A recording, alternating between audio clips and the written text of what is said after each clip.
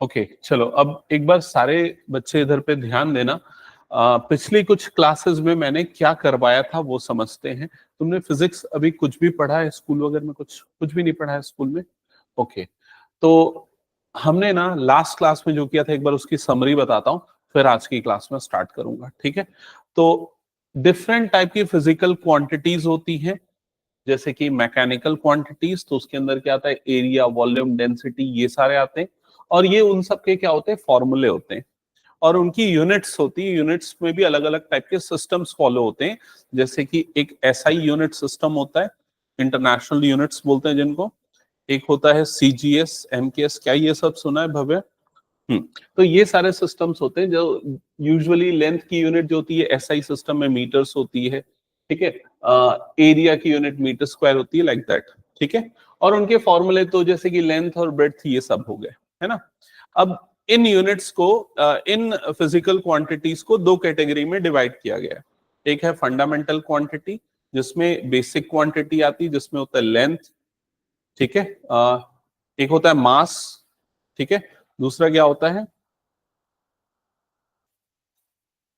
हाँ, electric current. तो usually जिसमें तीन के बारे में अगर मैं बात करूं, मास, लेंथ और क्या हो गया, टाइम, ठीक है? तो यहां पर मास को यूजुअली एम से डिनोट करते हैं, लेंथ जो होता है उसको एल से डिनोट करते हैं, और टाइम को डिनोट करते हैं टी से। अब इनके जब हम डायमेंशनल एनालिसिस करते हैं तो हम उनको इस फॉर्मेट में रिप्रेजेंट करते हैं, डायमेंशन। ये तुमने पढ़ा है क्या पहले कभी? नहीं पढ़ा? चलो मैं तुमको एक बार समरी दे दूंगा क्लास के बाद में।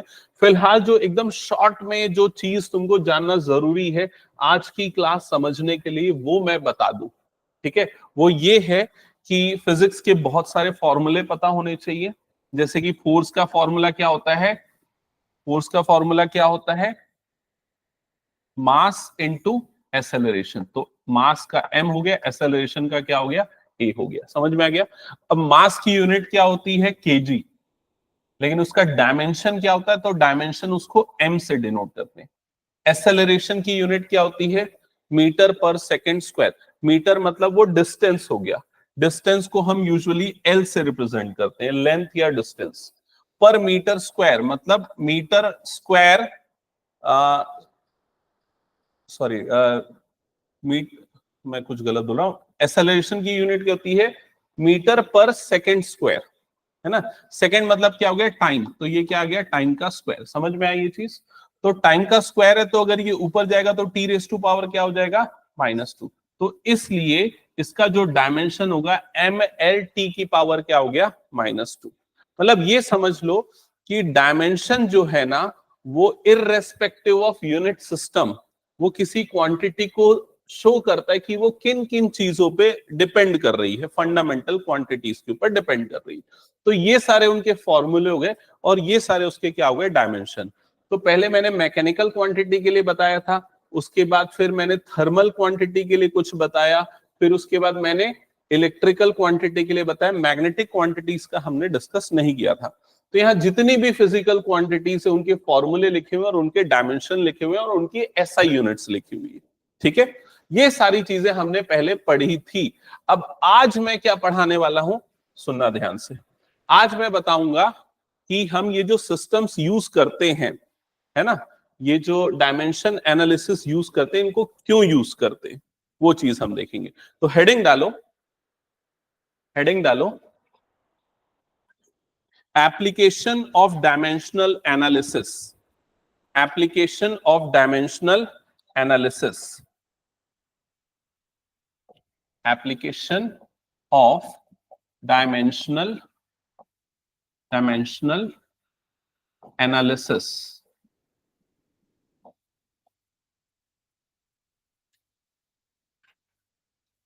इसमें लिखना, पहले तो डायमेंशनल एनालिसिस क्या है वो मैं समझाता हूं।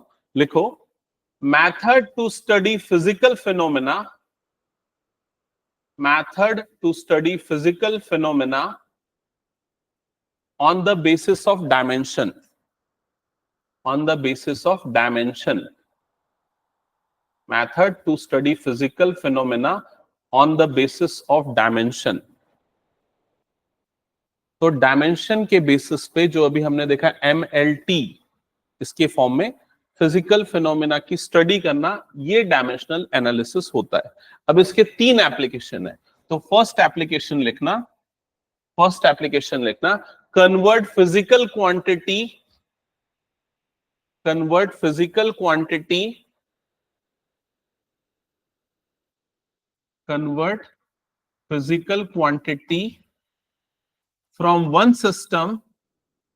from one system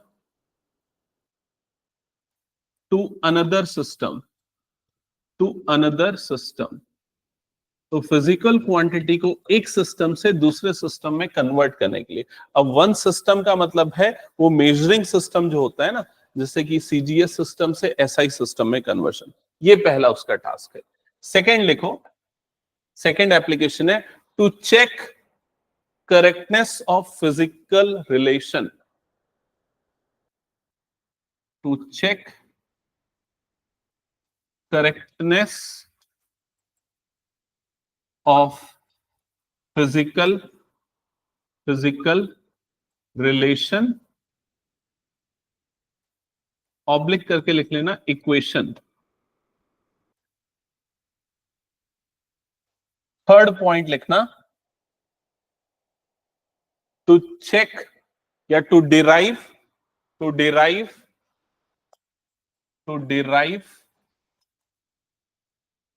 relationship between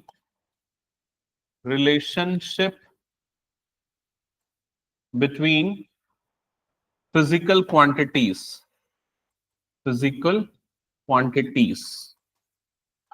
ठीक है। तो ये 3 मेन एप्लीकेशन है, हम तीनों एप्लीकेशन को डिटेल में समझेंगे और उनके न्यूमेरिकल सॉल्व करेंगे, ठीक है। तो सबसे फर्स्ट एप्लीकेशन पे आ जाते हैं, ठीक है। तो यहां पर हम क्या देखेंगे, हम सिस्टम वन से सिस्टम 2, जो मेजरिंग सिस्टम 1 है और मेजरिंग सिस्टम 2 है, उनका कन्वर्जन देखेंगे, सिस्टम 2 का कन्वर्जन देखेंगे, ठीक है। तो जैसे एक सिंपल चीज तो हमें पता होती है कि फॉर एग्जांपल मैं एसआई सिस्टम लेता हूं, तो एसआई सिस्टम में लेंथ को किस में मेजर करते हैं, मीटर में। तो 1 मीटर सीजीएस सिस्टम में क्या होता है, सीजीएस सिस्टम में 1 मीटर किसके इक्वल होता है, 100 सेंटीमीटर के। तो 1 मीटर को 100 सेंटीमीटर लिख सकते हैं, समझ में आ गया। ये तो बहुत सिंपल फिजिकल क्वांटिटी थी, लेकिन कॉम्प्लेक्स क्वांटिटी को कैसे कन्वर्ट करेंगे हम वो देखेंगे यहाँ पर। तो एक फंडामेंटल बताता हूं, फिर उसके बाद उसके क्वेश्चंस हम सॉल्व करते हैं। तो यहाँ पर लिखना कि कोई भी फिजिकल क्वांटिटी जैसे अगर हमारे पास होती है तो उसको यूजुअली किससे डिनोट करते हैं, Q is equal to N U, ये मैंने बताया था। यहाँ n क्या होता है, वो नंबर होता है, और u क्या होता है, उसकी यूनिट होती है। याद आया ये चीज। जैसे कि एक एग्जांपल के लिए मान लो राइस का एक बैग है, तो उसकी कैपेसिटी कितनी है, तो मान लो ये 10 kg है, तो उसको हम इस तरीके से लिखेंगे। तो 10 क्या हो गया, n हो गया, और kg क्या हो गया, उसकी यूनिट हो गई। अब अगर मान लो मैं इसको दूसरे सिस्टम में कन्वर्ट करता हूं, ठीक है, तो 10 kg को मैं और क्या लिख सकता हूं, 10,000 ग्राम्स, ये लिख सकता हूं। तो n और u की वैल्यू यहां पर क्या हो गई, चेंज हो गई। समझ में आ गया ये चीज, ठीक है।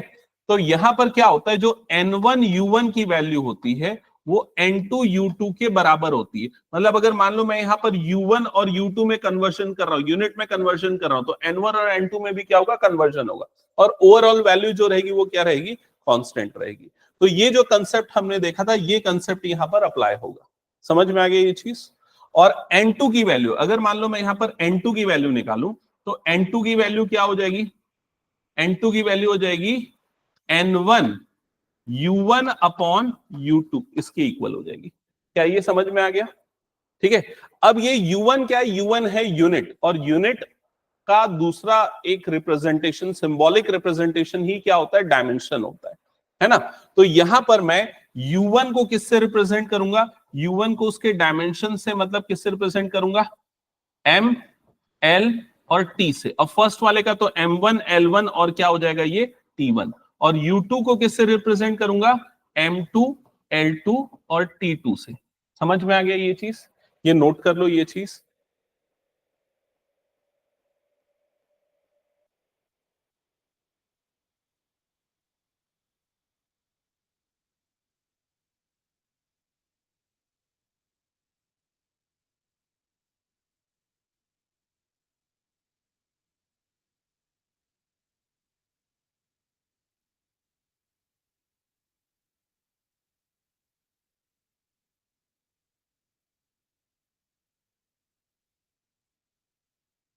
हो गया?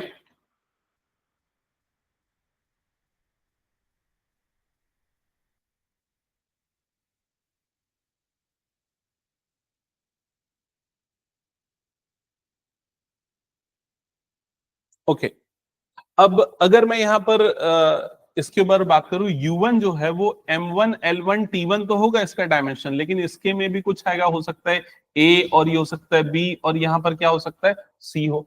जैसे कि अगर मान लो मैं ये ले रहा हूं स्पीड, तो मीटर पर सेकेंड, है ना, तो मीटर मतलब B की वैल्यू क्या हो जाएगी 1, T की वैल्यू क्या हो जाएगी -1 क्योंकि पर सेकेंड, और M के एक्सपोनेंट में क्या आ जाएगा, वो आ जाएगा 0, A की वैल्यू क्या हो जाएगी 0। समझ में आ गया ये चीज? तो साथ में इसके साथ क्या रहेगा, A B और C ये वैल्यूज भी रहेगी। तो यहां से अगर मान लो मैं N2 की एक्सप्रेशन लिखूं तो N2 क्या आ जाएगा, N2 आ जाएगा N1, और यहां पर U1 बाय U2 मतलब दिस बाय दिस, तो इस टर्म को मैं क्या लिख सकता हूं, M1 बाय M2, और पूरे के एक्सपोनेंट पे क्या आ जाएगा A, फिर क्या आ जाएगा L1 बाय L2 और पूरे के एक्सपोनेंट पे क्या आ जाएगा B, और तीसरा क्या आ जाएगा T1 बाय T2 और पूरे के एक्सपोनेंट में क्या आ जाएगा C। क्या ये क्लियर हो गया एक्सप्रेशन? तो ये जो आपको इक्वेशन दिख रही है, एक्सप्रेशन दिख रहा है, इसको यूज करके हम एक सिस्टम से दूसरे सिस्टम में कन्वर्जन करेंगे। तो ये नोट डाउन कर लो और फिर सीधे हम आ जाते हैं एग्जाम्पल पे। First example, example 1।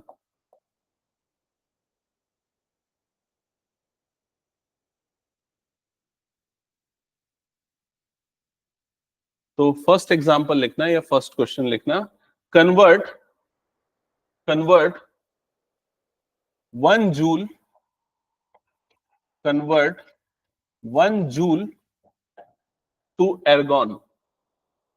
ERG से डिनोट करते हैं, इसको रीड करते हैं एर्गॉन। Convert 1 joule to एर्गॉन।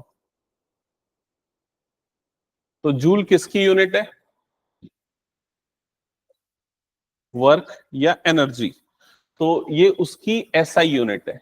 और एर्गॉन या ERG जिससे हम डिनोट कर रहे हैं, ये भी एनर्जी की ही यूनिट है, लेकिन कौन सी यूनिट है एनर्जी की, ये CGS सिस्टम वाली यूनिट है। और ये कौन सी यूनिट है, SI सिस्टम वाली। मतलब आपको क्या करना है, जो 1 जूल है जो हमारा SI यूनिट सिस्टम में है, उसको किस में कन्वर्ट करना है, एर्गॉन में कन्वर्ट करना है। समझ में आ गया ये चीज? ठीक है, अब देखो कन्वर्जन कैसे होगा, पूरा सिस्टम समझना। सबसे पहले ना आप यहां पर SI यूनिट लिख लो और यहां पर लिख लो CGS unit, CGS unit system. ठीक है, SI से CGS में कन्वर्ट कर रहे हैं। ओके, अब यहां पर आपको जूल जो है वो किसकी यूनिट है, आपको जी जूल किसकी यूनिट है, एनर्जी की। तो आपको एनर्जी के डायमेंशन पता है क्या होते हैं, देखो शीट में तो पता होगा, अगर याद नहीं भी होगा तो पिछली क्लास में हमने डिराइव कराया था। एनर्जी के डायमेंशन क्या होते हैं, एनर्जी का होता है M, कहां लिखा है देखो इसमें, M2T-2 दिख गया। तो एनर्जी का डायमेंशन होता है ML2T-2, तो ये साइड में लिख लो, एनर्जी का डायमेंशन हो गया, है ना। अब यहां पर ना हम ये SI यूनिट के सामने ना कुछ चीजें लिखेंगे, पहला N1 और इधर पे आ जाएगा N2, फिर इधर पे आएगा M1 L1 T1, और इधर पे आ जाएगा M2 L2 और T2। ठीक है, अब देखो N1 की वैल्यू क्या है, तो N1 मतलब SI यूनिट सिस्टम में यहां पर इस ये नंबर क्या दिया हुआ है, तो नंबर क्या दिया हुआ है देखो 1, तो N1 की वैल्यू यहां पर कितनी आ गई 1। ये क्लियर हो गया। और आपको N2 की वैल्यू निकालनी है, आपको CGS सिस्टम में उसकी न्यूमेरिकल वैल्यू क्या आएगी वो निकालनी है। अब M1 की वैल्यू कितनी, तो SI सिस्टम में मास को हम किससे रिप्रेजेंट करते हैं, kg से, तो ये क्या हो गया 1 kg। और CGS सिस्टम में हम मास को किससे रिप्रेजेंट करते हैं, ग्राम से, तो ये क्या आ गया 1 ग्राम। समझ में आ गया ये चीज। अब L2, तो SI सिस्टम में हम लेंथ को किससे मेजर करते हैं, मीटर से, तो ये आ गया 1 मीटर। और CGS में इसको किससे रिप्रेजेंट करते हैं, सेंटीमीटर, तो ये क्या आ गया 1 सेंटीमीटर। ये क्लियर हो गया।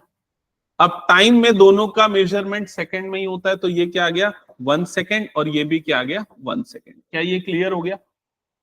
ठीक है। अब ये केजी में है और ये ग्राम्स में है, तो एक काम करते हैं दोनों को सेम यूनिट्स में कन्वर्ट करते हैं। तो 1 केजी कितना होता है 1000 ग्राम्स हो जाता है, तो साइड में लिख देता हूं 1000 ग्राम। और 1 मीटर होता है 100 सेंटीमीटर, तो इसके साइड में लिख देता हूं 100 सेंटीमीटर। यहां तक की चीजें क्लियर हो गई। ठीक है। अब मैंने आपको क्या बताया था, ये फॉर्मूला यूज होगा कन्वर्जन करने के लिए एक सिस्टम से दूसरे सिस्टम। तो इस फॉर्मूले में हमें N1 की वैल्यू मिल चुकी है, M1, M2, L1, L2, T1, T2 ये सारी वैल्यूज भी मिल चुकी हैं। अब क्या नहीं पता है हमारे पास, A, B और C। तो A, B, C कहां से मिलेगा? ये जो मैंने अभी डायमेंशन लिखाया था किसका, एनर्जी का। तो एनर्जी के डायमेंशन से A, B, C की वैल्यू बताओ क्या होगी। A की वैल्यू मतलब M का एक्सपोनेंट क्या है 1, B की वैल्यू क्या हो जाएगी 2, C की वैल्यू क्या हो जाएगी -2। समझ में आ गया? अब आप इन सारी चीजों को इस फॉर्मूले में रख दो और आपको कन्वर्जन मिल जाएगा। तो जब मैं इस फॉर्मूले में रखूंगा तो N2 इज इक्वल्स टू, सबसे पहले N1 की वैल्यू यहां पर आ गई 1, M1 बाय M2, तो M1 मतलब 1000 ग्राम अपॉन 1 ग्राम, तो 1000 अपॉन 1, और पावर में आ जाएगा, इसके एक्सपोनेंट में क्या आ जाएगा A की वैल्यू यहां पर कितनी है 1। फिर आएगा L1 bye L2, L1 bye L2 तो 100 अपॉन 1, और इसके एक्सपोनेंट में आएगा B, तो B की वैल्यू कितनी है 2। फिर आएगा T1 बाय T2, तो T1 बाय T2 दोनों की यूनिट्स, दोनों की वैल्यूज यहां पर 1 है, तो 1 बाय 1, और पूरे के एक्सपोनेंट में क्या आएगा C की वैल्यू यहां पर कितनी है -2। समझ में आ गया ये पूरा? अब देखो फाइनली ये कितना हो जाएगा 1000 को क्या लिख सकता हूं 10⁻3।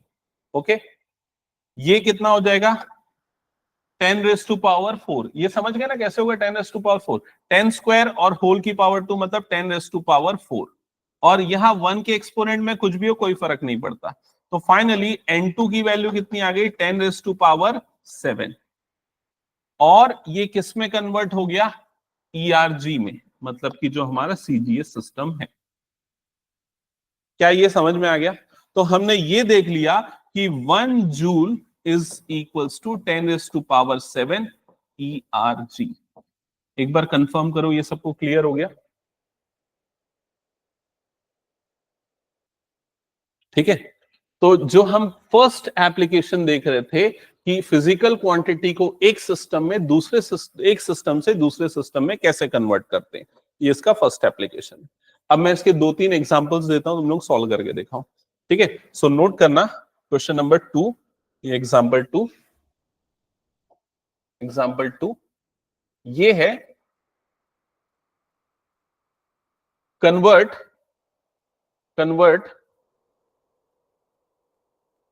Gravitational constant, convert gravitational constant G, gravitational constant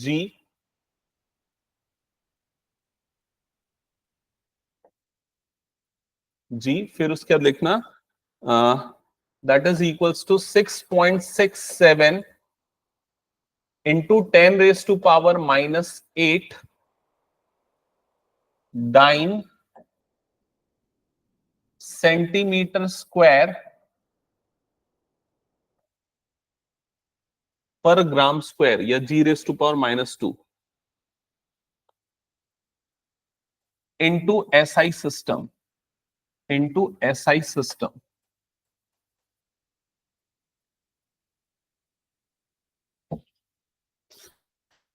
तो आपको ये जो G है ग्रेविटेशनल कांस्टेंट, इस वैल्यू को कन्वर्ट करना है किसमें, SI सिस्टम यूनिट में कन्वर्ट करना है। अब इसमें देखो हो सकता है कुछ चीजें आपको पता हो कुछ ना पता हो, तो एक बार शॉर्ट समरी देता हूं। ये ग्रेविटेशनल कांस्टेंट G होता है, ये कहां पर आता है, याद है कब आता है, कैसे आता है? पिछली क्लास में मैंने बताया था F इज इक्वल्स टू क्या होता है G M1 M2 upon are square. याद आया था ये वाला फोर्स का फॉर्मूला जो अब हमने, तो यहां पर से जी की वैल्यू क्या होती है, F into R square upon m1 into m2। ये क्रॉस मल्टीप्लाई करोगे, सिंप्लीफाई करोगे तो ये आएगा। तो ये ग्रेविटेशनल कांस्टेंट है, मतलब इसकी वैल्यू तो फिक्स रहती है, कांस्टेंट है, बट इसमें डायमेंशन होता है। तो अगर आप देखोगे ना फिजिक्स में, हम चार तरह की चीजों से डील करेंगे। एक ऐसी चीज जो कांस्टेंट है और उसका डायमेंशन भी होगा, ठीक है। दूसरी ऐसी चीज जो वेरिएबल है लेकिन उसका डायमेंशन नहीं होगा, जैसे कि एंगल, याद होगा एंगल वेरिएबल है, एंगल चेंज हो सकता है बट उसका डायमेंशन नहीं होता, बाद में लिखाऊंगा, फिलहाल में ये चीज क्लियर हो गई, ठीक है। तो यहां पर एफ क्या है, फोर्स है, और फोर्स की जो सीजीएस यूनिट होती है वो क्या होती है, डाइन होती है, याद है क्या। एसआई यूनिट फोर्स की क्या होती है, न्यूटन्स होती है। तो मतलब आपको ये समझ में आ गया कि ये कौन से यूनिट में दिया हुआ है, सीजीएस यूनिट में दिया हुआ है, और आपको किस यूनिट में कन्वर्ट करना है इसको, एसआई यूनिट में कन्वर्ट करना है। क्या ये क्लियर हो गया फंडामेंटल सबको, ठीक है। अब देखो, अभी मैंने क्या तरीका बताया कैसे कन्वर्ट करते हैं, एक यूनिट से दूसरे यूनिट में कन्वर्ट करने का तरीका क्या है। सबसे पहला काम हम करते हैं, यहां पर ये जो जी है इसके डायमेंशंस लिख देते हैं। तो जी के डायमेंशंस, ग्रेविटेशनल कांस्टेंट के डायमेंशंस, ये हमने पिछली क्लास में लिखा है, डिराइव किया था। अगर ध्यान में नहीं है तो मैंने शीट दी है, उसमें से देख लो ग्रेविटेशनल कांस्टेंट के डायमेंशंस क्या है।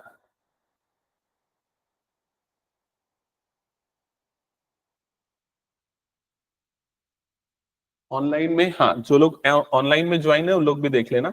ग्रेविटेशनल कांस्टेंट के डायमेंशंस ये देखो यहां पर है, ये होते हैं उसके डायमेंशंस, ठीक है। m-1 L3 T-2, ये नोट डाउन कर लो पहले, तो कर लिया सबने। क्या था बताना, T-2, ये क्लियर हो गया सबको। अब उसके बाद ना हम यहां पर ये सिस्टम लिखेंगे जिससे कन्वर्ट करना है, तो किससे कन्वर्ट करना है, सीजीएस से, और किस में कन्वर्ट करना है, यहां पर एसआई में। सो सीजीएस और यहां पर हो गया एसआई, ठीक है। अब सीजीएस के में हम ये सारी चीजें नोट करते, N1, M1, L1 और T1, और यहां पर आ जाएगा N2, M2 और L2, और तीसरा आ जाएगा T2, ओके। तो n की वैल्यू हमें यहां पर गिवन है, कितनी गिवन है, 6.67 इंटू 10⁻⁻8। M1, तो सीजीएस में मास को किससे रिप्रेजेंट करते हैं, ग्राम से, तो 1 ग्राम।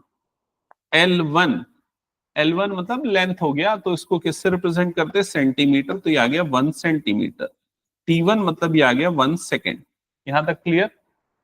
N2 हमें निकालना है, क्वेश्चन मार्क लगा देते हैं। M2 तो ये क्या होता है, 1 kg होता है, और kg को ग्राम्स में कन्वर्ट करने के लिए हम क्या लिख सकते हैं, 1000 ग्राम्स। L2 1 मीटर होता है, मीटर को सेंटीमीटर में कन्वर्ट करने के लिए 100 सेंटीमीटर। क्या ये क्लियर। और टाइम तो 1 सेकेंड, दोनों की यूनिट सेम होती है, ठीक है, ओके। अब कन्वर्जन के लिए जो मैं अभी यहां पर जो आपको फॉर्मूला लिखवाया था वो क्या था, N2 is equals to N1, क्या रहा था यहां पर, M1 बाय M2, और एक्सपोनेंट में आ जाएगा A, फिर L1 बाय L2, एक्सपोनेंट में आ जाएगा B, फिर T1 बाय T2, एक्सपोनेंट में आ जाएगा C। यहां तक क्लियर हो गया। अब ए बी सी की वैल्यू आप स्टार्टिंग में जो डायमेंशन गिवन था उसी से निकाल लोगे, तो ए की वैल्यू -1, बी की वैल्यू 3, और सी की वैल्यू क्या हो जाएगी यहां पर, -2। ये क्लियर हो गया। अब इन सारी वैल्यूज को यहां पर पुट करो और फाइनली आपका कन्वर्जन हो जाएगा।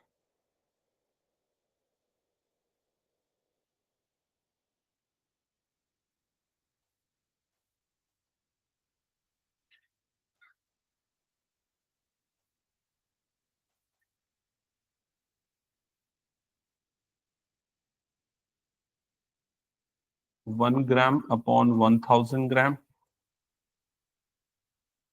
एक्सपोनेंट में ए तो यह आ जाएगा पावर में -1, L1 बाय L2 तो 1/100, एक्सपोनेंट में b आएगा तो b की वैल्यू यहाँ पर 3 है, t1/t2 तो 1/1, एक्सपोनेंट में -2 आएगा।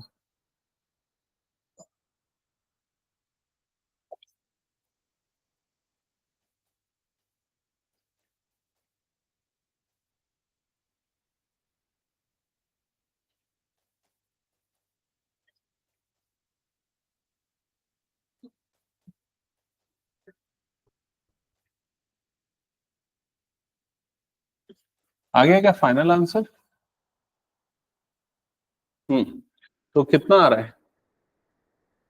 6.67 इंटू 10⁻⁻8 इंटू 10⁻3 इंटू 10⁻⁻6, और ये तो 1 है, छोड़ दो।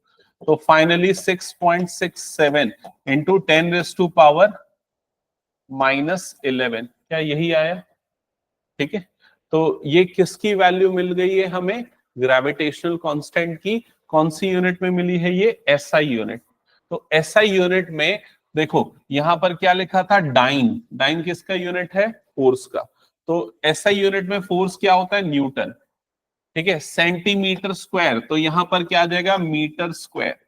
ठीक है, G-2 तो यहां पर क्या आ जाएगा? kg-2। क्या ये क्लियर हो गया? तो ये हो गया कन्वर्जन उसका दूसरे फॉर्म में।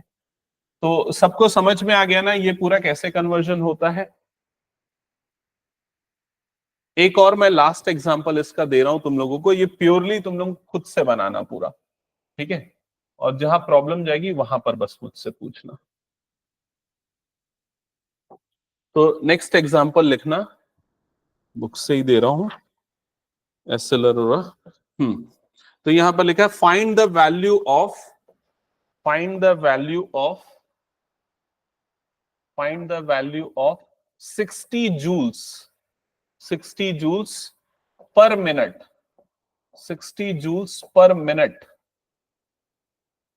on a system, on a system, on a system that has, that has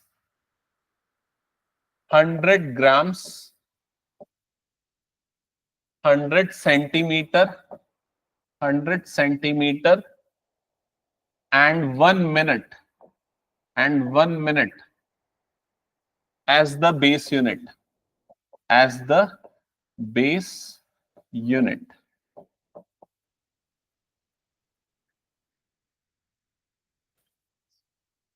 कुछ एक्सप्लेन करना है तो बताना। सबसे पहला काम क्या कर रहे हो? ये जो 60 जूल पर मिनट है ना, मैं एक बार बता देता हूं, स्टार्टिंग का थोड़ा हिंट कर देता हूं। जो 60 जूल पर मिनट है, तो जूल कौन सी किसकी यूनिट है?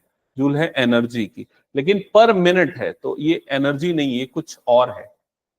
तो एनर्जी अपॉन टाइम क्या होता है? पावर। तो ये किसकी यूनिट है? पावर की। और कौन सी यूनिट में गिवन है? इनफैक्ट ये वॉट होती है पावर की यूनिट, लेकिन जूल किसकी, कौन से फॉर्म में यूनिट होती है? एसआई यूनिट होती है एनर्जी की। समझ गए ना? मतलब ये एसआई यूनिट में है पार्शली, लेकिन यहां पर टाइम जो है वो किस में दे दिया? ये मिनट में। तो उसको पहले किस में कन्वर्ट कर दो? सेकेंड्स में कन्वर्ट कर दो। तो सेकंड में कन्वर्ट करने के लिए क्या करोगे? डिवाइडेड बाय 60 कर दोगे। समझ में आ रहा है ये चीज? फिर उसके बाद आपको एक नए सिस्टम में कन्वर्ट करना है। वो सीजीएस एमकेएस नहीं है, उसने सिस्टम है, कोई भी नया सिस्टम है, उसमें 100 ग्राम, 100 सेंटीमीटर और 1 मिनट, ये उसकी बेस यूनिट्स है। समझ में आ रहा है ये चीज? और आपको कन्वर्शन करके दिखाना। चलो ट्राई करो एक बार, अगर प्रॉब्लम जाएगी तो मैं एक्सप्लेन करूंगा। और ऑनलाइन में भी तुम लोग वसुधा और शशांक, तुम लोग ट्राई करो इसको। Yes sir. Yes sir.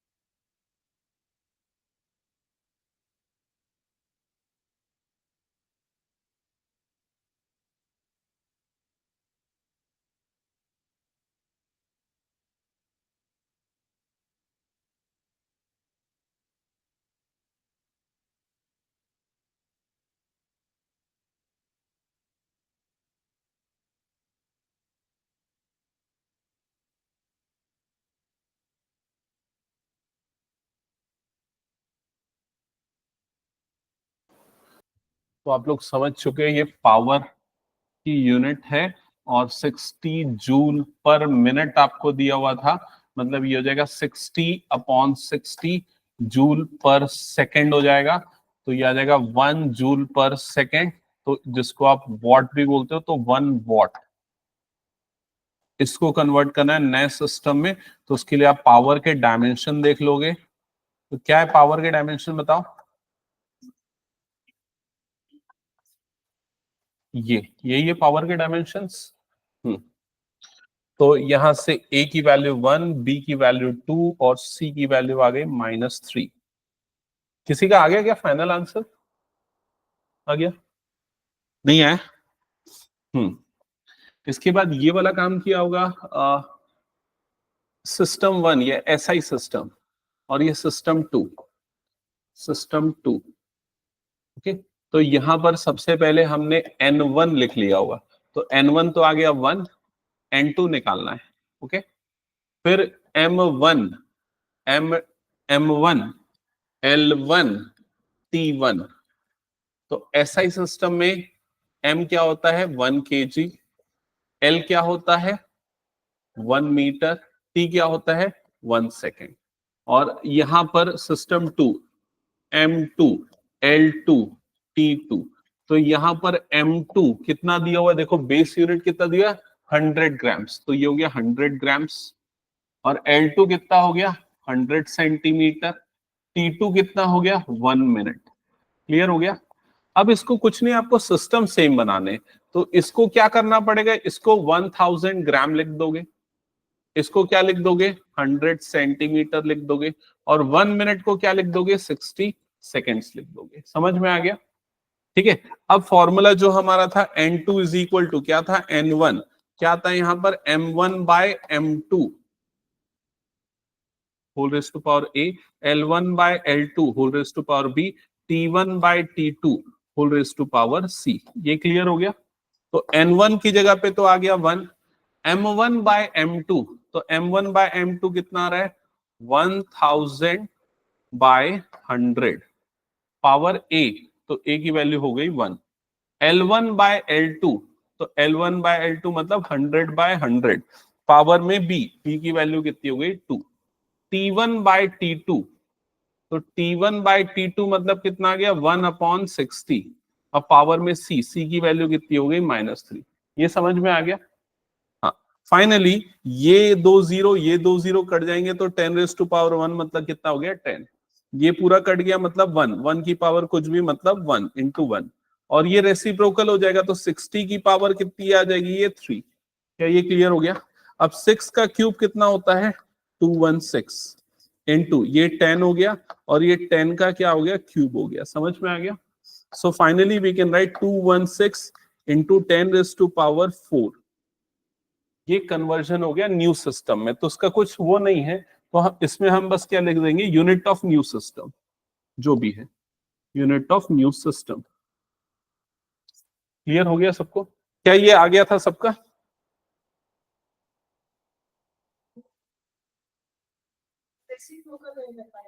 अभी क्लियर ना? कोई डाउट तो नहीं? ठीक है। तो ये सिंपल फर्स्ट एप्लीकेशन है कि हम क्वांटिटी की एक यूनिट सिस्टम को दूसरी यूनिट सिस्टम में कैसे कन्वर्ट कर सकते हैं using dimensions.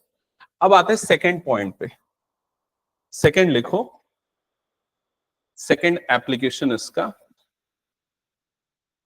To check correctness of equation, to check correctness of equation, to check correctness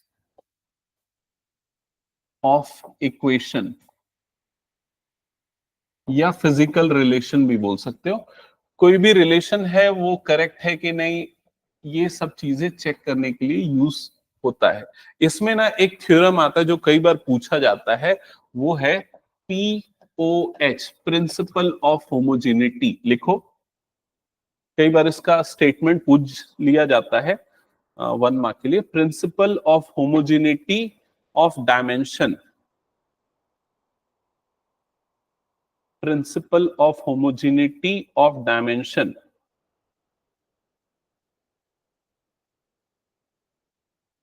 principle of homogeneity of dimension.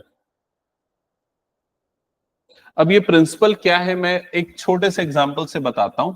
ये वाला इक्वेशन तो आपको पता होगा, v is equal to u plus A T, बचपन से पढ़ते आ रहे ये वाला इक्वेशन, है ना।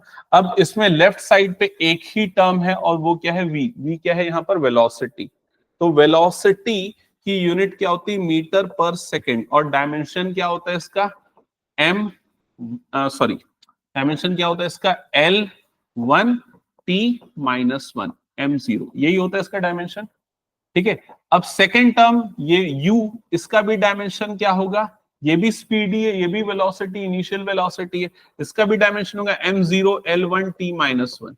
यहां पर क्या आ रहा है, एक्सेलरेशन, एक्सेलरेशन का डायमेंशन क्या होता है, m0 L1 t-2, और यहां पर उससे क्या मल्टीप्लाइड है, टाइम, टाइम का डायमेंशन क्या होगा, t। तो जब ये दोनों मल्टीप्लाई होंगे तो ओवरऑल इस पूरी टर्म का डायमेंशन क्या बन जाएगा, m0 L1 t-1। इस वाली टर्म का भी वही डायमेंशन, इस टर्म का भी वही डायमेंशन, और इस टर्म का भी क्या है, सेम डायमेंशन। तो प्रिंसिपल ऑफ होमोजेनिटी ये बोलती है कि अगर कुछ फिजिकल क्वांटिटीज एक इक्वेशन फॉर्म कर रही है तो उस इक्वेशन के हर एक टर्म के डायमेंशंस जो होंगे वो क्या होंगे, सेम होंगे। समझ में आया? ये सिंपल सा रूल है। ऐसा है कि जैसे मान लो अगर 10 kg प्लस 2 kg ही हम ऐड कर सकते हैं, वो एडिशन कितना हो जाएगा, 12 kg, मतलब सेम यूनिट आपस में ऐड हो सकती है। समझ में आ रहा है ये चीज? तो यही होमोजेनिटी बोल रहा है कि कोई भी अगर एक से ज्यादा क्वांटिटी एक रिलेशन में, एक इक्वेशन में, मतलब हर एक क्वांटिटी के डायमेंशन, हर एक टर्म के डायमेंशंस क्या होंगे, सेम होंगे। लिखना इसकी statement, a physical equation is dimensionally correct, a physical equation is dimensionally correct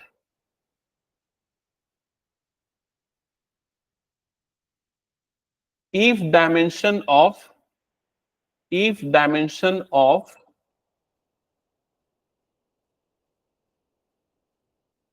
all terms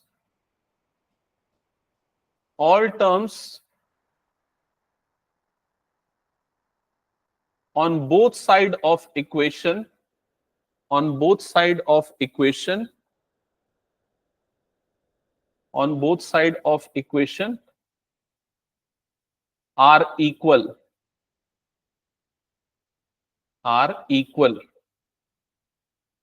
अब एक एग्जांपल दे देते हैं इसमें। एग्जांपल लिखो, s is equal to ut plus half at square, s is equals to ut plus half at square. तो यहां पर s के डायमेंशन क्या होंगे, s क्या होता है, ये फॉर्मूला आप लोगों ने पढ़ा हुआ है बचपन में। क्या होता है s, क्या होता है, डिस्टेंस, डिस्प्लेसमेंट, है ना। तो यहां पर s का डायमेंशन क्या होगा, l। ठीक है, मतलब m0 L1 t0 ऐसा हो जाएगा। ठीक है, अब ये बताओ ut का डायमेंशन क्या होगा, ut। तो यहां पर u के अगर डायमेंशन की बात करें तो u क्या है यहां पर, वेलोसिटी। तो वेलोसिटी का डायमेंशन होता है m0 L1 t-1, और टाइम का डायमेंशन क्या होता है, t। तो ओवरऑल जो फाइनल डायमेंशन बनेगा वो क्या हो जाएगा, m0 L1 t0। क्या ये क्लियर हो गया सबको? क्या इसका, नहीं नहीं, यू नहीं, ए होता है एक्सेलरेशन, यू होता है इनिशियल वेलोसिटी। ठीक है, और उसके थर्ड वाला क्या हो गया यहां पर, हाफ at स्क्वायर। क्या ये क्लियर है? यहां पर हाफ जो है वो कांस्टेंट है, डायमेंशन लेस कांस्टेंट। मैं ये चीज लिखाऊंगा, डायमेंशन के साथ वाला कांस्टेंट और डायमेंशन लेस क्या होता है। तो डायमेंशन लेस, इसका कोई डायमेंशन नहीं होगा। ए एक्सेलरेशन, तो एक्सेलरेशन का डायमेंशन होता है m0 L1 t-2, और टी स्क्वायर का डायमेंशन यहां पर क्या आ जाएगा, टी स्क्वायर t2, ये समझ लो। तो फाइनली इस टर्म का भी डायमेंशन क्या आ गया, m0 L1 and t0। Clear हो गया ये चीज? तो हर एक टर्म के डायमेंशन यहां पर क्या आ रहे हैं, सेम आ रहे हैं। यही है प्रिंसिपल ऑफ होमोजेनिटी। ये क्लियर हो गया सबको? अब एक छोटा सा क्वेश्चन देता हूं। क्वेश्चन है,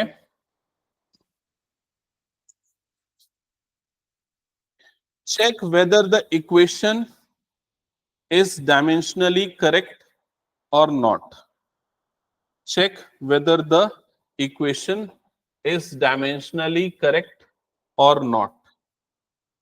तो अभी मैं यहां पर एक इक्वेशन दे रहा हूं और आपको बताना ये डायमेंशनली करेक्ट है या फिर नहीं। ये हिमाचल का जो एंट्रेंस एग्जाम होता है नीट वगैरह जो पहले होता था उसमें काफी पहले पूछा गया क्वेश्चन है। ये half M V square is equals to M G H. Half M V square is equal to M G H. और ये हाफ एम वी स्क्वायर किसका फॉर्मूला है पता है क्या? Kinetic energy. और M G H potential energy. तो वैसे तो हमें पता है कि हर एनर्जी के डायमेंशन सेम ही होते हैं, लेकिन हमें इसे वेरीफाई करना है फिर भी।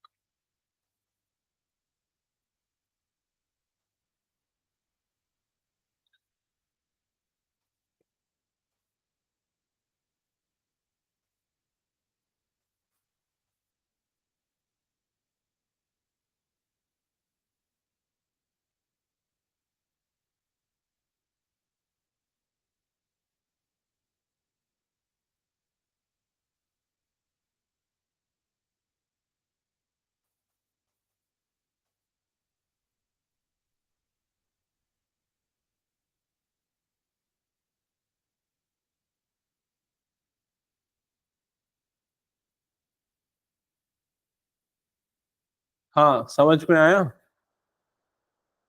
कि कॉपी कर रहा है? समझा कि नहीं?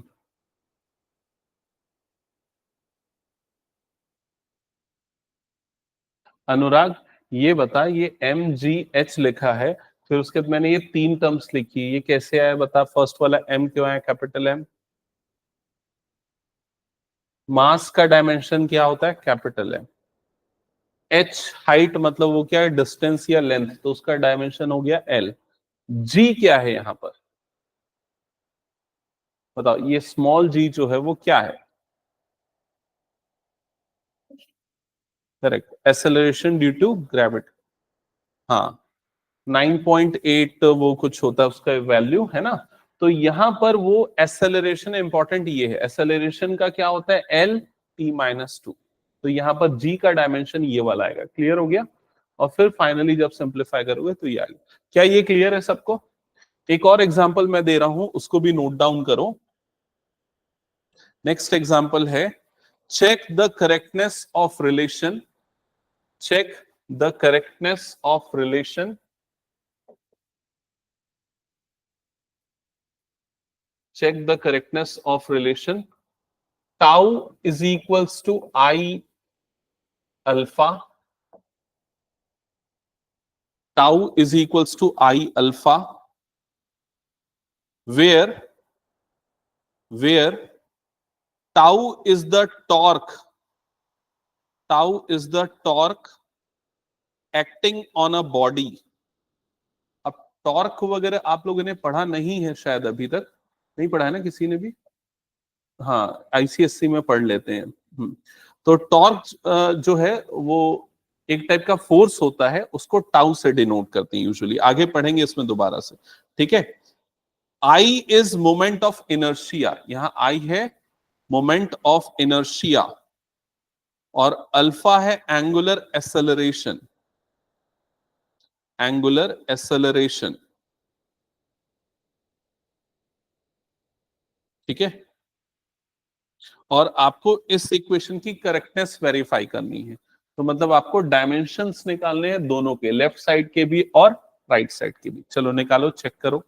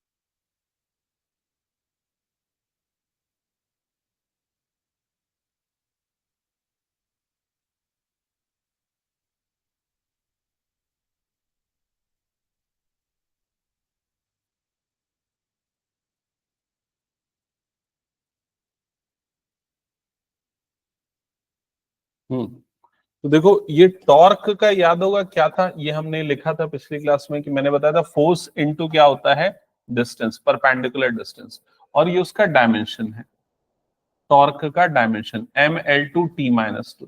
तो लेफ्ट साइड वाला डायमेंशन हमारे पास आ गया mL2t-2, ठीक है।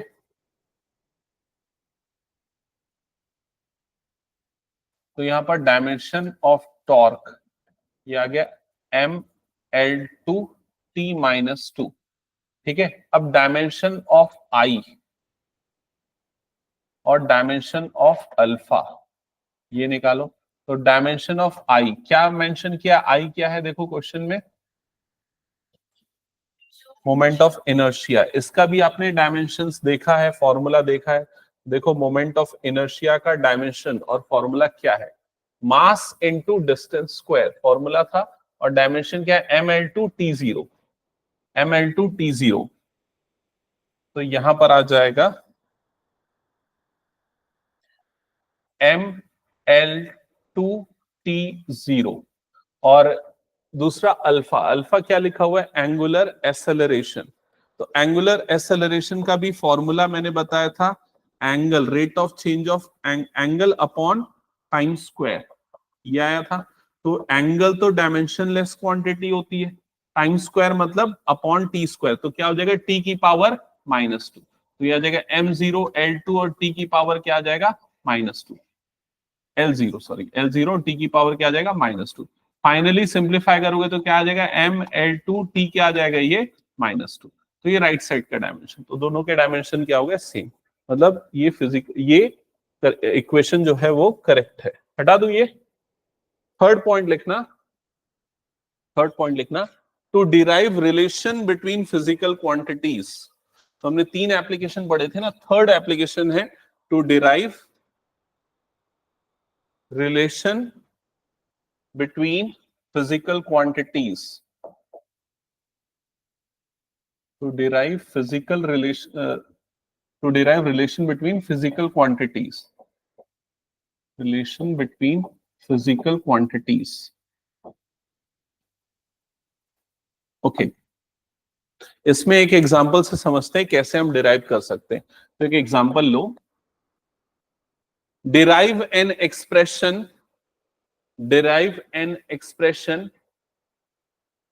for centripetal force,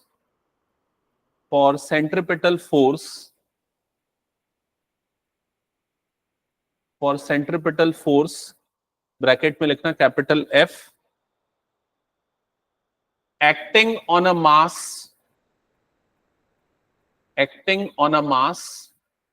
ब्रैकेट में लिखना small m, moving with a velocity,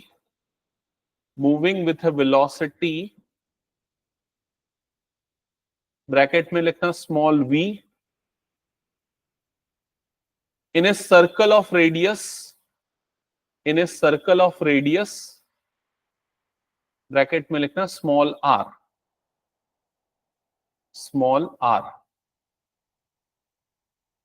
लिख लिया सबने। अब सेंट्रिपेटल फोर्स क्या होता है ये किसी को पता है? हाँ, एक एग्जांपल, कोई सा एग्जांपल अगर दे पाओ तो। दो तरह के फोर्स थोड़े एक जैसे होते हैं, एक सेंट्रिपिटल और एक सेंट्रीफ्यूगल।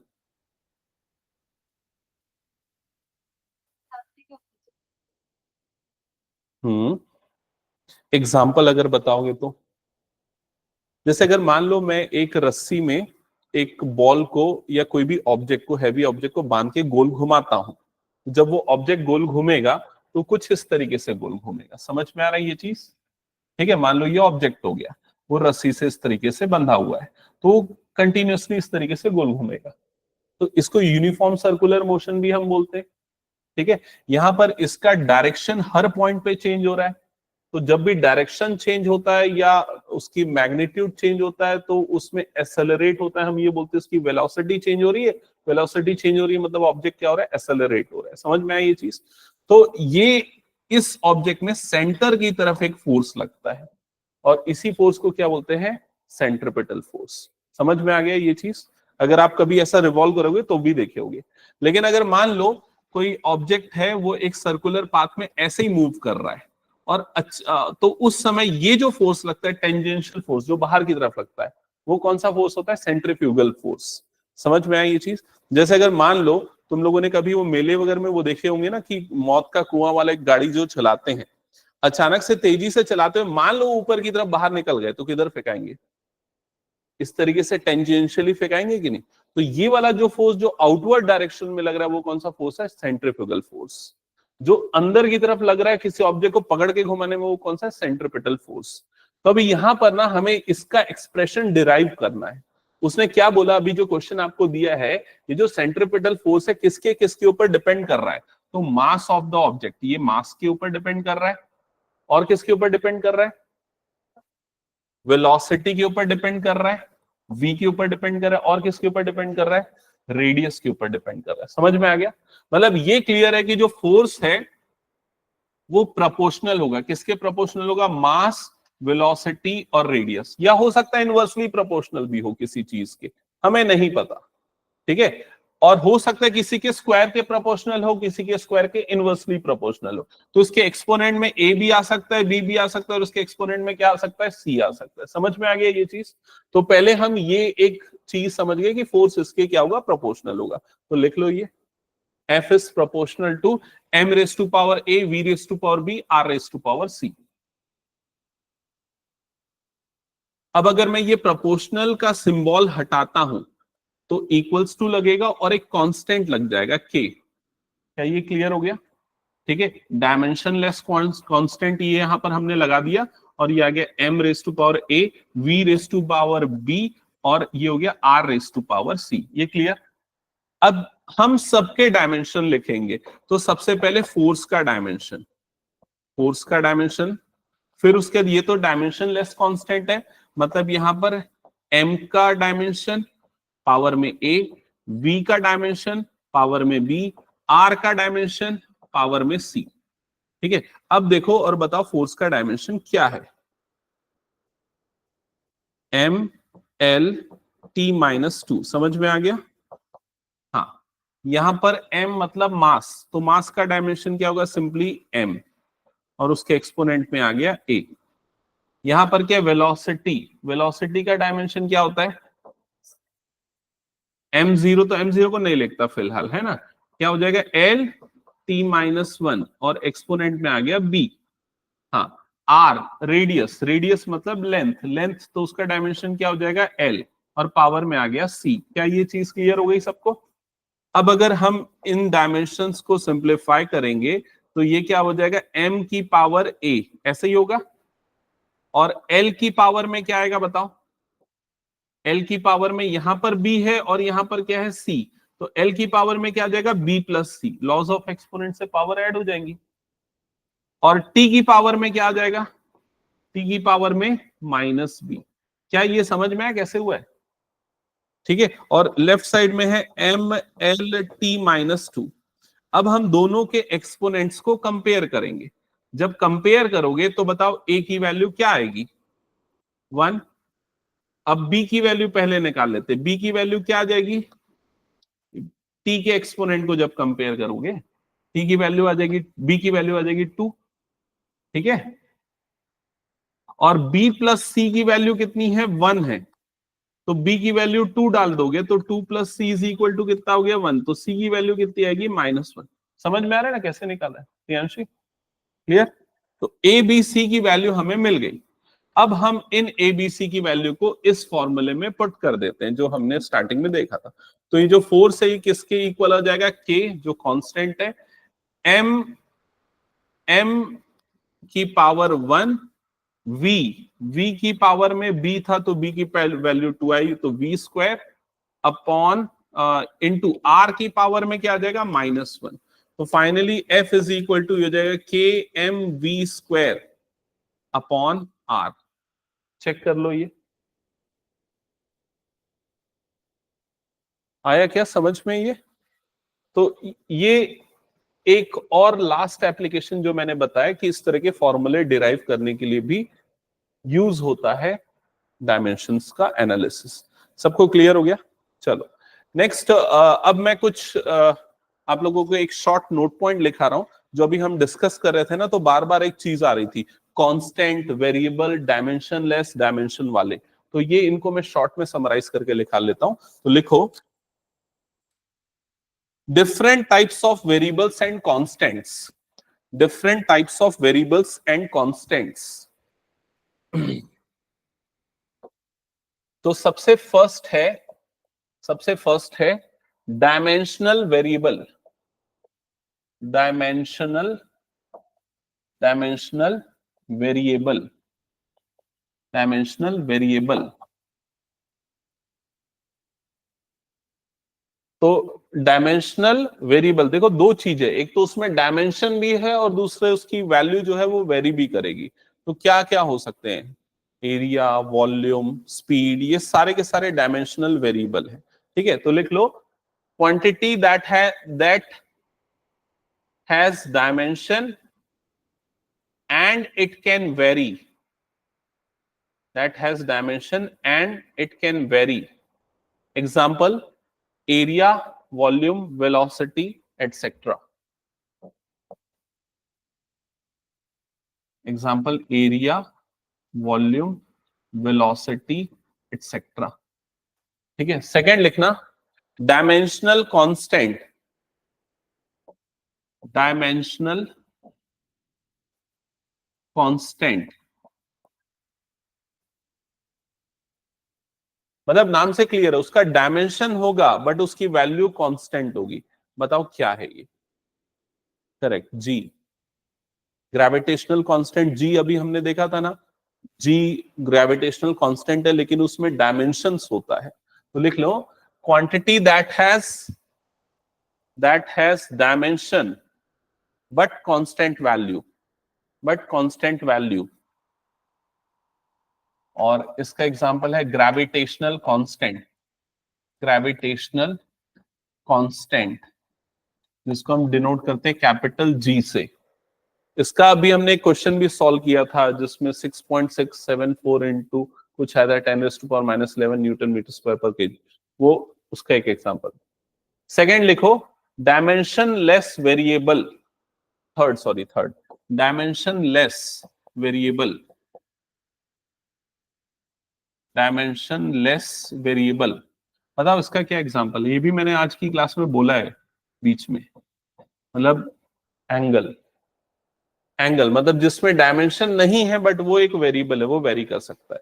तो लिख लो, it has variable value but no dimension, variable value but no dimension. Example के लिए एंगल हो गया, या स्ट्रेन भी एक एग्जांपल है। देखो डायरेक्ट ना इसमें एमसीक्यू बनते हैं, अगर आप नीट वाले हो तो आपके तो डायरेक्ट ऐसे क्वेश्चन आएंगे, मैंने अभी निकाल के रखा है, मैं दिखाऊंगा आप लोगों को, ठीक है, कि किस तरह के क्वेश्चन आ सकते हैं।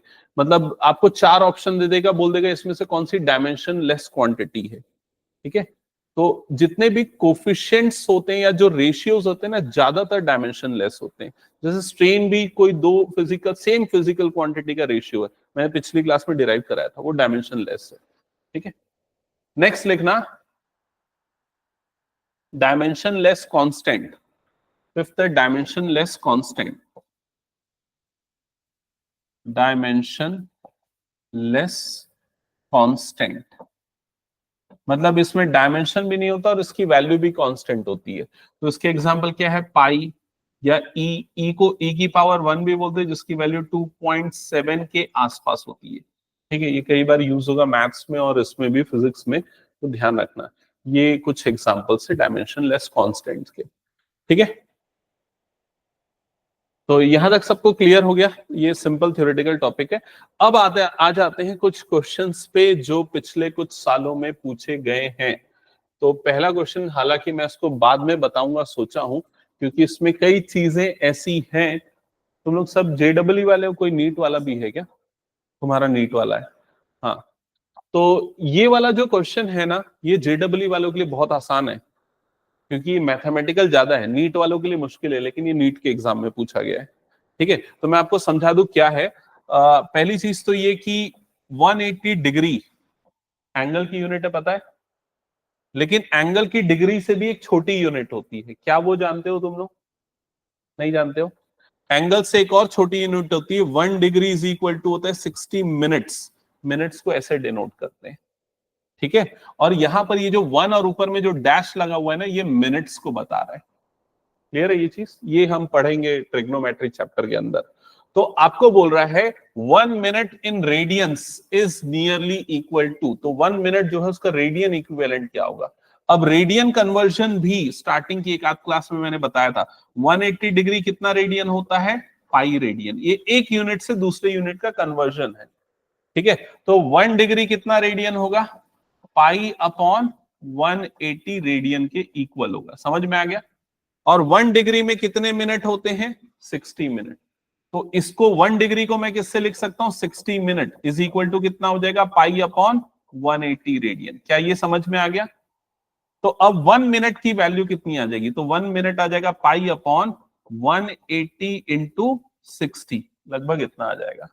अब पाई की वैल्यू कितनी होती है? 3.14, या फ्रैक्शन में लेंगे तो 22/7 अप्रोक्सीमेटली ले सकते हैं। डिवाइडेड बाय कितना आ जाएगा? ये 2 जीरोस आ गए, और 18 5 90, 18 6 कितना आ जाएगा? 108 ऐसा कुछ आएगा। अब इसको इससे डिवाइड करो, है ना। जब डिवाइड करने जाओगे तो मैं अप्रोक्सीमेटली इसको क्या ले लेता हूं? 3.14 डिवाइडेड बाय 10⁴ के आसपास, अंदाजे के लिए ले लेता हूं, है ना। तो ये कितना आ जाएगा डिवाइड करने पे? 3.14 इंटू 10⁻⁻4, एक अंदाजा लिया है, लेकिन ये नंबर जो है 3.14 से छोटा आएगा, क्योंकि यहां पर क्या है? 108 है। अब देखो अप्रोक्सीमेटली कौन कौन सा ऑप्शन इसमें से आ रहा है, कौन सा आएगा? 2.91 इंटू 10⁻⁻4। समझ में आया कि नहीं ये क्वेश्चन? ठीक है, ओके। चलो नेक्स्ट क्वेश्चन पे आते हैं। हाँ, ये क्वेश्चन है, इसका आंसर बताओ। ये तो हो गया था क्या स्टार्टिंग में? हाँ, स्टार्टिंग में दिया था मैंने। चलो नेक्स्ट ये वाला क्वेश्चन बताओ, उसका आंसर क्या होगा?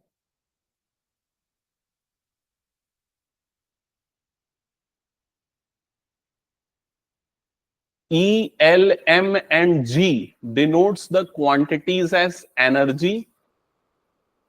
L क्या है? Angular moment. M क्या है? मास।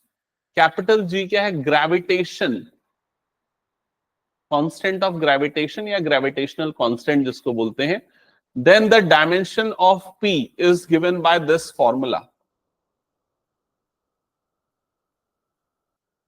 Dimension of P is given by this formula. बताओ क्या होगा सही आंसर इसका?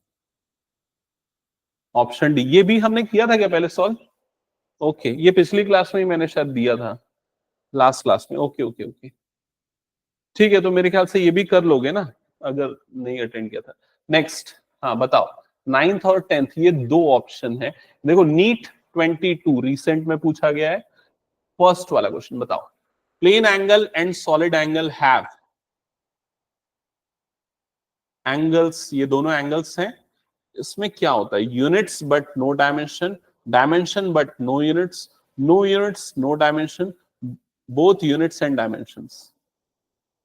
अगर आपने पूरी क्लास अटेंड की तो आराम से बता सकते हो, पहली दूसरी क्लास, सेकंड क्लास में मैंने बताया। Correct, units but no dimensions.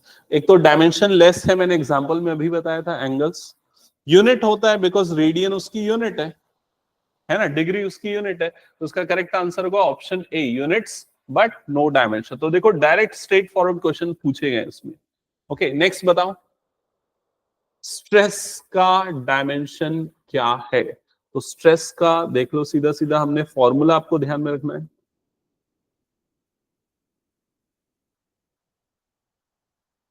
हाँ, तो ये तो सीधा फॉर्मूला शीट से आ गया, तो समझ गए ना। ये तुम लोगों को हैंड रिटन बनाना है पूरा। मैं तो करवा चुका हूं, लेकिन उसको प्रैक्टिस करके रखना है पूरे, क्योंकि कई फिजिक्स के ये फॉर्मूले आगे 11th में डिराइव होंगे या हम पढ़ेंगे, कई 12th में पढ़ेंगे, और कुछ तुमने पहले से पढ़ रखे हैं, ठीक है। तो वो डायरेक्टली यहां पर यूज हो जाएंगे। हटा दो फिर इसको मैं। नेक्स्ट ये बताओ, द मैकेनिकल क्वांटिटी। हाँ, इसमें गलती करोगे मुझे लग रहा है।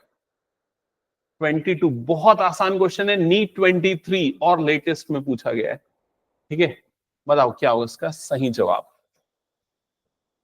कौन सी मैकेनिकल क्वांटिटी है जो रेसिप्रोकल है? किसके रेसिप्रोकल है? मास का।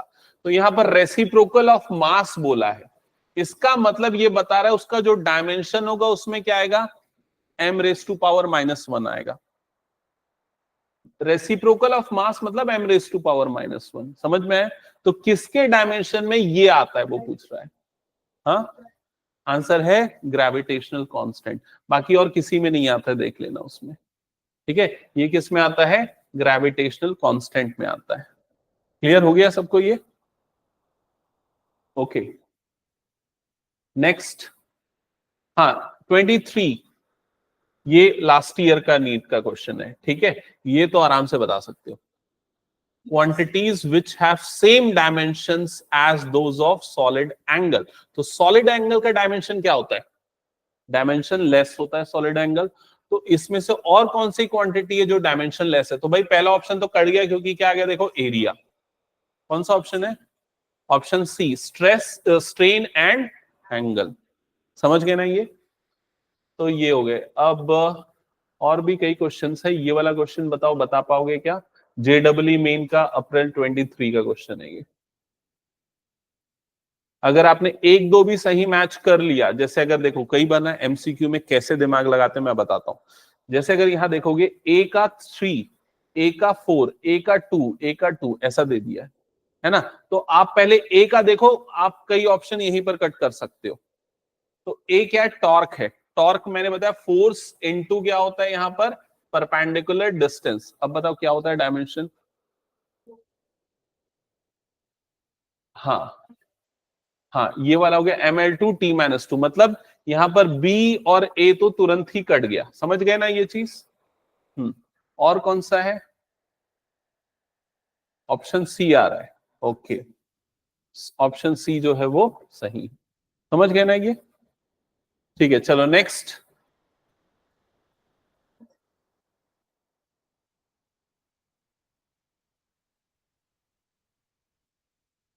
देखो यहां पर मुझे एंगुलर स्पीड मिल गई। एंगुलर स्पीड की यूनिट क्या होती है बताओ? ये वाला आएगा। समझ में आएगी नहीं? t⁻⁻1। तो अब देखो यहां पर B का 1 किस में आ रहा है? ये 2 में आ रहा है, तो C और D तो पहले ही काट दोगे। क्लियर? अब और कौन कौन सा मुझे किसका किसका? काइनेटिक एनर्जी, तो सारी एनर्जी का सेम होता है। क्या होता है एनर्जी का डायमेंशन? ml2t-2, यही होता है। तो इसका D का आ गया 3। तो देखो D का 3 कौन सा है? ये वाला A। तो ऑप्शन A टिक हो गया। समझ गए ना? मतलब ऐसे क्वेश्चंस अगर आते तो बहुत ज्यादा कैलकुलेशन पे नहीं जाना, जो इमीडिएटली पता है उसको देखो, ऑप्शन मैच करके कट करते जाओ। ये वाले भी सारे उससे कर लोगे, कॉन्स्टेंट्स वाले हो गए। ठीक है, ये हो गया, प्रेशर हो गया। तो ये 2-3 और बच गए हैं, जिसको तुम लोग और घर में प्रैक्टिस कर लेना।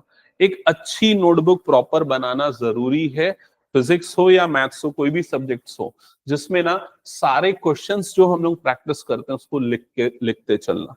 क्योंकि तुम लोगों को लगता है कई बार ये तो ठीक है, पता है बार बार वो चीज, लेकिन उससे याद होते जाती चीजें, जो डायमेंशन है वो याद होते जाएंगे। और जब वो होते जाएंगे तो तुम लोगों का टाइम सेव होते जाएगा। समझ रहे हो ना? कॉम्पिटिटिव में टाइम बहुत इंपॉर्टेंट रहेगा। और साथ ही साथ क्या है, लिखने की प्रैक्टिस बनाना है। फॉर्मूले को अच्छे से टैबुलेट करना, एक बार दो बार, वो धीरे धीरे आते जाएगा। जब हम पढ़ते जाएंगे तो याद होते जाएगा। अब जैसे इसमें क्या होता है, फिजिक्स में बता रहा हूँ, कई चीजें ऐसे पढ़ रहे हो, डायमेंशन ऐसे पढ़ रहे हो जो तुम लोग नहीं पढ़े हो पहले, उनके फॉर्मूले लिखे हो, लेकिन तो हम आगे जाके उसको डिराइव करेंगे। अभी अगर मैं पुराने क्वेश्चन निकालूंगा ना डायमेंशन के, तो JEE में या नीट में आए हुए हैं बहुत सारे ऐसे भी हैं, मैग्नेटिक फील्ड के डायमेंशन निकालो, तो मैंने वो क्वेश्चन इसमें नहीं लिए। क्यों नहीं लिए पता है? क्योंकि तुम लोग वो पढ़ोगे 12th में, तब उन तुम लोगों के दिमाग में वो ज्यादा चीज क्लियर होगी, तो उसको ज्यादा आराम से उसको आंसर कर पाओगे। अभी बताऊंगा तो थोड़ा मुश्किल जाएगा ये सब चीजें। ठीक है, तो दैट्स इट। आज यहीं पर मैं एंड करता हूं। अगली क्लास में हम कंटिन्यू करेंगे फिर इसके और कुछ क्वेश्चंस।